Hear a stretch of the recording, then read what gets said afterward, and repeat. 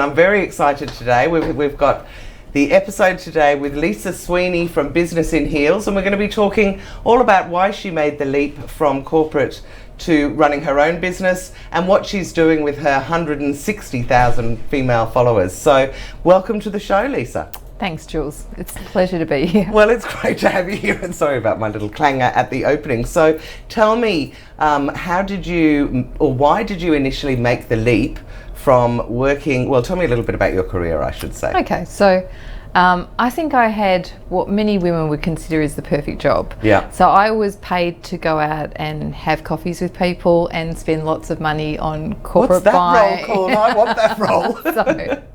So I used to buy clothing for a living, and I trained through with large companies like Target Australia, and I then went up the corporate tree and managed teams of buyers, and we used to travel around the globe. It sounds really glamorous, but going around the world in 14 days is not so glamorous. And I think I worked out 72 hours was in an airport or in a plane or something. Yucky. You know, you get the picture. But I was paid to shop, so I used to buy clothing, and there's a lot of pressure to get it right, design and develop product and put it into store. And how long were you in that role for? How long were you in the sort of corporate world? So in that industry for about 25 years, and right. So I did everything from ladies apparel to men's apparel and toys and leisure, and I used to run licensing for Target. So I was dealing with all sorts of different people. I got to travel an awful lot. Yeah. So I would have been in the US maybe dealing with Disney or Hasbro, and they'd be going, "Where's Australia? Is that like the 53rd?" In fact, we even They were not going, "We love Australia and Aussies." We gate crashed one of Target US's meetings and told them we were the 53rd state, and they thought we were real. And so out of the corporate career, I guess along the way I managed lots of teams, and you know, I just got to the point where I felt my values had become very hollow. Right. And I just didn't think I was making much of a difference. And that's really interesting. So it wasn't that you hated the job or that you were bored. It was more that I want to make a difference and I'm not really doing enough in this role. There was that, and then there was, you know, multiple corporate changes and family. Was that a consideration for flexibility or not really? Not so much. So we'd always had. So obviously I had kids. I've got 2 kids, and my husband largely took the back seat and was happy to look after the kids whilst I continued. Great. So, you know, I love a husband that does that. At a family level, it worked well. Yeah. But also at a point, I just felt that, you know, I wasn't really achieving. The company's values weren't my values. They were all quite hollow. Time to make a change. Time to make a change. Right. So what did you do? So what did I do? So after a lot of pondering, I decided I'd find a business partner first that I wanted to do something with. I didn't want to do it entirely by myself. Which actually I think is a very female thing. I'm the same. I always am looking for partners, and I've been bitten along the way by some of them, but it is something that I think we feel a comfort if we're doing it with someone. Exactly. So very long-term friend, Joe Plummer, is my business partner, and we started day one at Target together as trainee buyers. So we've known each other for 25 years, right. Had kids at similar times. So she's followed a similar career and had gone out and consulted earlier, and we said, well, you know, wouldn't it be great if we could have this business that would do something amazing, you know, if we could really take it global, you know, why not? Yeah, no limits. And along the way, we'd have a whole lot of fun doing it. So, you know, over quite a few Maduri Sours and a few other conversations, we came up with some ideas, and we came across Business in Heels in its first iteration. So what was Business in Heels when you came across it? It was very much networking group, but it was very Sex in the City. So everyone was a business babe, and we're all very sassy. And so all the heels part was a real part of the... Yeah, and it was all... it was probably also a bit superficial, but it was a bit superficial. And so we really loved the name, and so we bought the business, and then we started really developing it for all women. Right. And, you know, very much around empowering and helping women get some clarity and focus and achieve. So that's where, and you know, that was 5 years ago. I was going to say, tell everyone where it is now, because it really has grown. You've had a lot of fun, but you've done a lot of hard work over the years. So tell me, I mean, I've said to everyone that there are 160,000 women as part of the group, but what do you actually do? What is Business in Heels? Yeah, so Business in Heels is really about empowering women either professional or business, to achieve their goals, their success, whatever it is, their way. Yeah. And so we help people with mentoring, education, connections and marketing, Right. to really get that clarity and focus and achieve. And there are still lots of little small networking groups, aren't there? I mean, I think There that's the are, thing I love so- about it, is that it's local groups all over the So place, it's so you get about to know.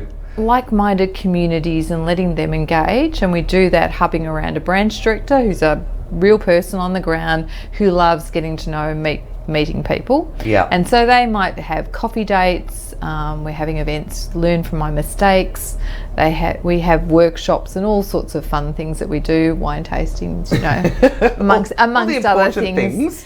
Yeah. So you touched on a few minutes ago learning from mistakes. Along the way, have there been any hiccups that you want to share with us?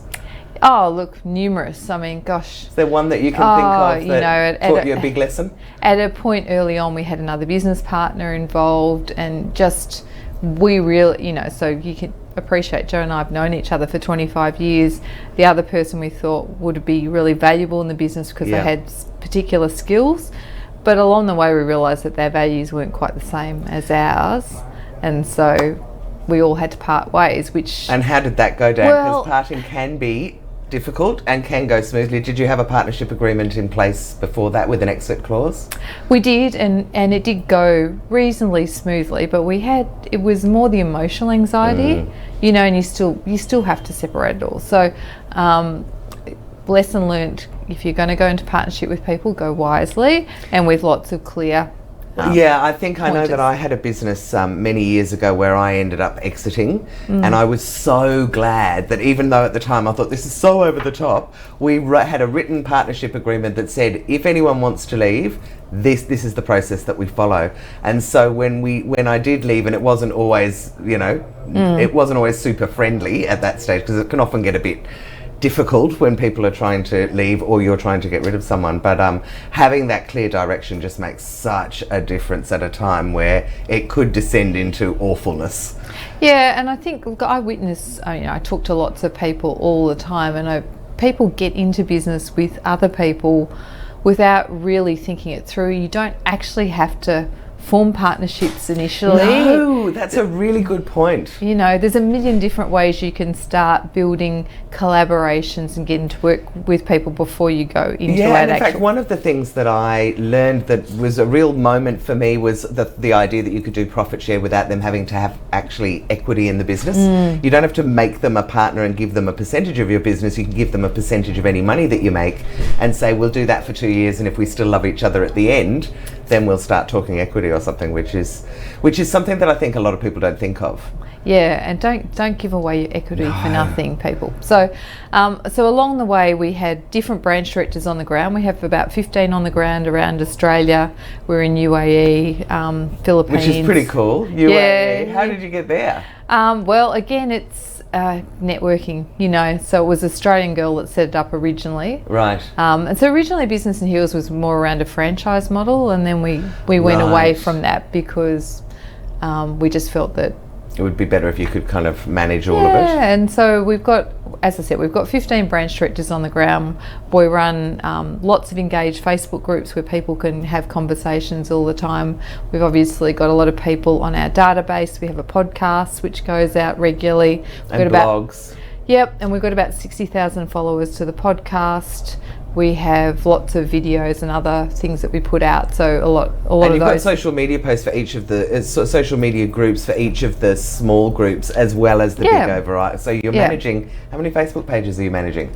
Well, we've got about 50 groups. Wow, so 50. Yeah, and so we love creating content and putting out useful information. And you're really good at it. And of course it helps that you've got so many members in some ways, because you can always get them to kind of help you with the content, I guess, if need be. But what is it like trying to manage that many groups? Or is that something that's come naturally to you because of your corporate career? But I mean, to me, the idea of managing 50 different groups of people is somewhat overwhelming. Yeah, so manage at a distance. So, Right. We have people in play, which is where the branch directors come in. And in some, in a lot of groups, we've got maybe up to 8 people with different voices adding value into the groups. So it's about, allowing people that opportunity. Right. So, that's a little bit about how the Facebook groups work. And then on our website, we've got things like a lot of free education to try and help take women from being unconsciously incompetent, as we know we all are when we start doing business. You know, it's to being consciously competent as opposed to consciously incompetent, I guess. Exactly. So that means you know the questions to ask, doesn't mean you're an expert at it. And the interesting thing is, you know, as a corporate woman, you know, I would have said I'm very professional, I know exactly what I'm doing, right?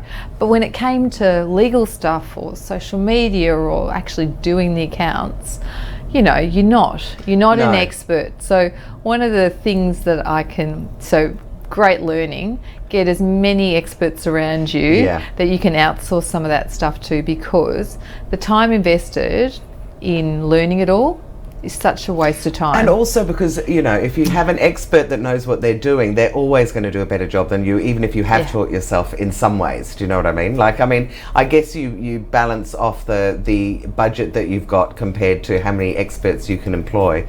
But I agree with you that trying to do things yourself and muddle through when it comes to legal stuff, when it comes through to accounting stuff, that's stuff that can't really be moved. Marketing, I guess, is a little bit more malleable, which is kind of where my area of interest is. But I think everybody who runs a business has got to have some key tap into how does the money come in. So you either have to be great at selling or marketing, or you have to be great at handling the money, because otherwise you really don't have the basis of what your business model is. Yeah, and I think that's something that you see time and time again, that somebody who's got a real passion for something, and maybe a terrific idea, goes and sets it up and thinks that because they know what they're doing in one aspect of the business, that it's going to play out across the whole business, and it just doesn't. No, not at all. So interesting thing for corporate women coming out. So in corporate environments, it's catch and kill your own. There's less. What does that mean? Well, there's less jobs as you get to the pointy end. There's a lot of competition for the jobs. Yeah. And unfortunately, even today, I can tell you, and I deal with a lot of corporate women, there's still not an environment of helping one another up. Which you know, is why we still only have 3% women CEOs and 19% in the middle. So women are not taught in that environment to collaborate, because if you share your stuff, then someone's just as likely to steal it and run away with it. So that's a really when you point. Step out into running your own business, you need to accept you can't do it all yourself. Yeah. Right. And so a lot of those women are not used to asking for help. But it's okay, everybody needs it. Yes, that's a really good point. That is a really good point, because I think if you're going to make the leap, which I am a huge fan of people doing, and I know you are as well. I mean, I don't like to think of anybody miserable in a full-time job when they could actually be controlling their own life. And as much as you say get the experts in and don't do it yourself, there is an element, particularly if you're going to have an online business, where you can actually just get started with very little capital. Correct. And just get it all moving and then get those experts in later. But you're right, I mean, nobody is an expert at everything, and you shouldn't try and be, because otherwise you end up with that jack of all trades, master of none kind of thing, where things will start falling through between the cracks. Well, and if you're coming out of corporate like I did, you could set yourself up so much better. So you could set the side hustle up, you could actually get all the business things in place, you could get your banking and all sorts of things in place while you've still got another good income. Yeah, great and idea. Then it's a great opportunity to step into it. But you do need to accept that ultimately small business needs to collaborate with lots of other people to be successful. Yeah. And you need to have those partnership agreements and try and find those people who are like-minded and not try and do it all yourself. And that must be such a huge contrast, because if you're so used to holding everything close to your chest and not letting anyone get in because they might chip away and actually, you know, take your next role away from you or whatever, then to come outside into because I mean, I have almost exclusively worked for myself, and I've almost exclusively worked with small business owners, and it's really interesting that you have that perspective, because I always say, well, women do different business differently, and I really do feel that there is a huge support network, and that you only need to go on some of the social media sites to see women sort of helping other women and leading them up. But there is a flip side to that completely, isn't there? Yeah, so and a lot of these women won't ask, right. and they have the expectation, because I'm an expert at what I do, that people will expect me to be an expert at everything. Yes, that's right. So they have, you know, a lot of their own worst enemy, right? So they're busy telling themselves, well, I'm a professional, I'm an expert. Yeah, no, well, I mean, I get the same thing because obviously I try and position myself as being an expert in PR, and then the next thing is I feel like I want to go and learn something, and it's like, do you want to go into a class and show that kind of vulnerability? Look, I don't really know this area, and yes, I am expert at that, but it doesn't, without diluting what your message is and diluting your expertise, I guess. So, yeah, and I think, look, today people want to deal with people that are authentic. Yeah. It's okay to not be an expert at everything. So and certainly you're much better off being honest about it than trying to fudge it and make out that you do know what you're talking about and get caught out the hard way. Exactly. I'm fine. It's all fine. So anyway, so tips for, some of those learnings along the way. And I guess we grew and have grown a lot through partnerships. And so, aligning ourselves with people that Well, I was going to say, so how do people leverage partnerships? And what does a partnership mean? If you're a small business owner, talk to me about what is a partnership and how can you leverage them to... Well, let's take us as an example. Okay, so, great. Jules, I've known you for 3 years now? Yeah, something like that. Maybe 4 years. So Jules first came along and she was doing some just amazing training. And so we had Jules to speak at a number of our events. Yes. And along the way, she was able to introduce people to the world of PR.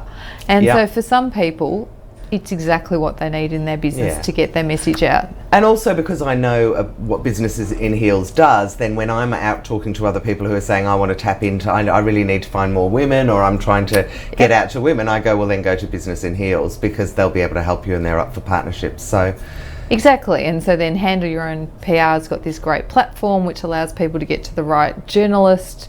And so it helps you narrow down your field and what you should be doing. Yeah. So again, it's a great way to help people, so this has been we're scratching each other's backs. Exactly. But I don't have the PR expertise. No, but you do. And I don't have a network of 160,000 women. Exactly.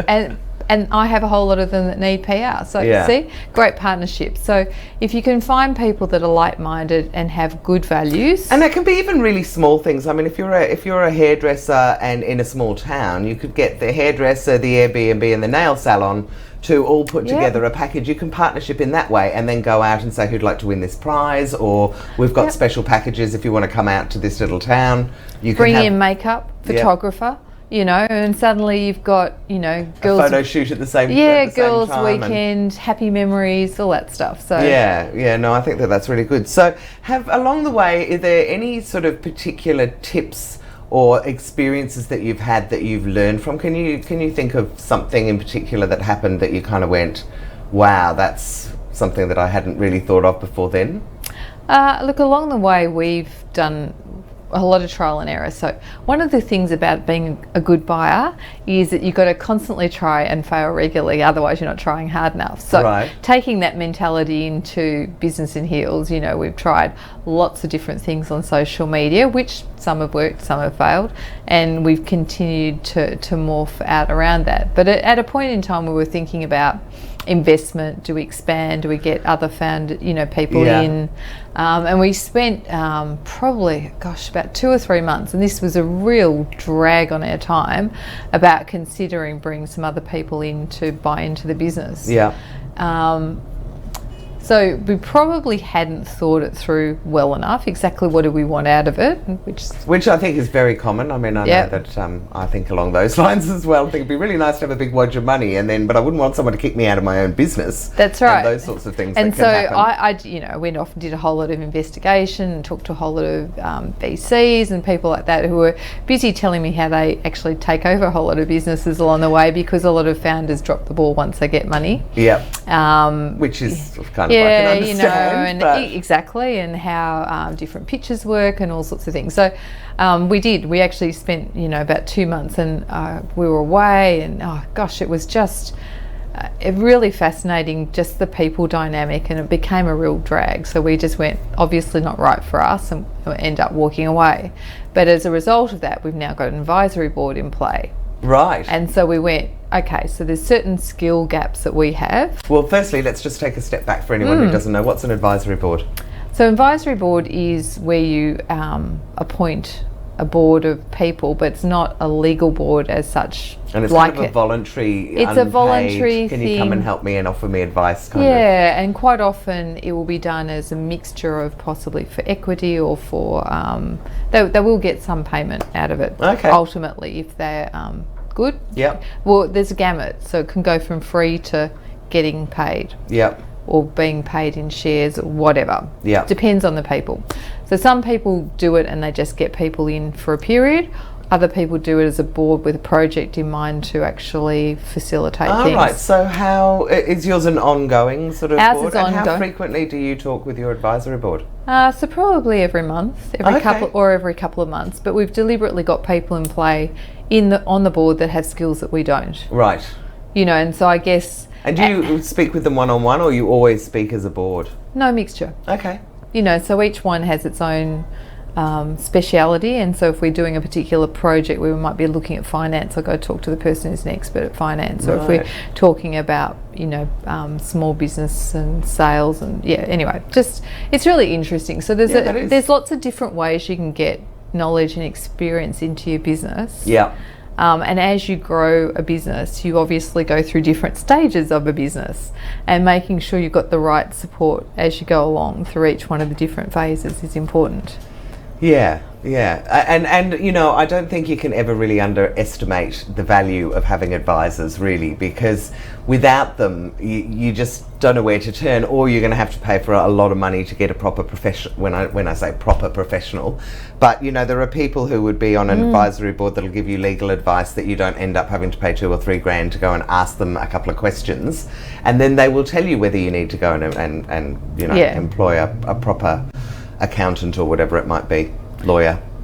Yes, and so similarly, we've started a whole lot of mentoring programs, which again we're helping those people facilitate getting their businesses to another stage. So it might be in developing a business plan. We're helping someone take their business and roll it out into different states. Yeah. We're helping other businesses maybe form something online / internationally. So, you know, there's lots of different ways you can do things, and we've got a really big pool of mentors that we can pull on. Oh yeah, cool. So now, just putting on your entrepreneurial hat, because now you've done it once, you can't resist, I can tell. And you were telling me earlier that you've just started a new brand that you've just launched like a couple of months ago. So tell us about that. Okay, yes. And I believe you might have a sample. Oh yes, so let me whip out something. Grab my sample. Something we prepared earlier. So given that I'm somebody that likes shopping and developing product, just really frustrated by black computer bags, bags without straps. So this bag this brand's called Made for Me. It's Made for Me, with a 4 as the number, as the 4. Correct. And so the idea is it's total leather goods.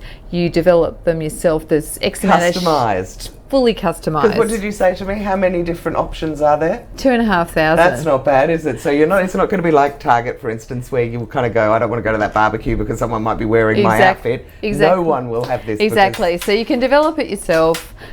Pick the leathers, pick your zip colours, pick your strap colours. I mean, I just absolutely love that. But so I much also fun. think to have a laptop bag, as I said to you earlier, that has a strap.